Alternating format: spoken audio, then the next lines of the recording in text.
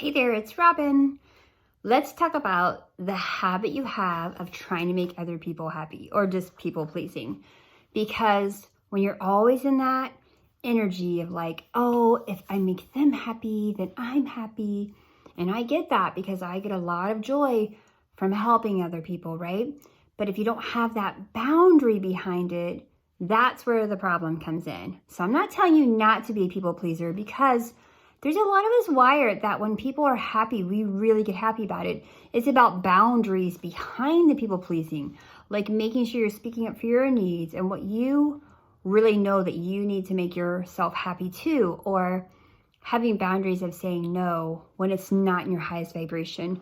I have a rule of thumb. So if someone asks me to do something and I feel happy and excited about doing it, I absolutely will try my hardest to be in that space to do it because it's going to be good for me and them, because I'm in the energy of excitement. I'm in the energy of like wanting to bring more love, joy, and peace into someone's life. Now, if they say, hey, can you do this for me? And I'm just like, oh, that doesn't feel good. I don't like that. Then I say no. And it's a tough one because you don't want to tell no to people, but the people around me, like my family, my children, all of that, they now know if I'm going to say yes and no for those reasons. And I'll even say, hey, that doesn't feel good on my energy. I'm not going to do that. And it works out just fine. But I know that when you're in the beginning stages of trying to make those shifts with people, it can be hard, right? Because you're like, well, if I don't do it, who will? Well, sometimes you have to not do it so that the people that are getting coddled can stand up and do it. So you're actually loving them so much that you allow them to stand in their own space and realize how strong and brave they are. Because I have found one thing to be really true with people-pleasing people. You usually have lived a life that was a little bit hard, and you don't want other people to live that same hard life. So you think, if I do them, I help, I wish someone would have helped me out, I wish this or that. But you gained your ability to help your people or to be a people pleaser by living that life where you had to really figure it out on your own. So you can kind of give people the gift of allowing them the space of growing and learning and understanding that sometimes things are hard. And that allows them to then move forward and give that same gift to people that you have. Where if you always do it for them, I'm not going to learn so much. And I'm not telling you to be a hardcore teacher and like be mean by any means. But I know many years ago, I had a lot of teenagers that worked for me in a business that I used to run.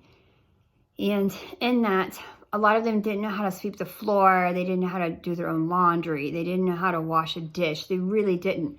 And I had kids at home that were like a lot younger than them, and they were doing most of those tasks. And so at first it was kind of hard for me because I'm like, I don't understand.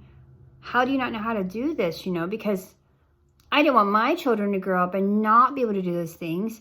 But now that doesn't mean like I didn't. And then that point in life, I may have judged it. Now I don't. Everyone has their own stuff to learn. But I also knew that I said, well, my mom does it for me. Or, my dad does it for me. And, I'm like, oh, okay. I'm like, so you're going off to college soon. How will that work for you, right? Well, I'll have to learn how to do it. And I'm like, okay. Or I'll come back home and have mom do it, But that people pleasing of their parent usually is because they like to do it and they like to be whatever. But the gift you give your child is by allowing them to do it.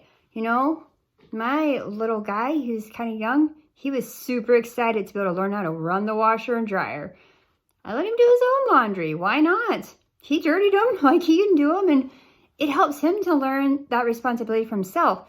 So when you're a people pleaser, you're kind of keeping people from learning how to please themselves, learning how to take care of themselves, and things like that. Now, I know that's kind of hard to hear, but imagine how much time you would have to give to not just yourself, because that would be hard for you, but to a grand peace in the world when you aren't always focused on the same 5 people and taking care of them.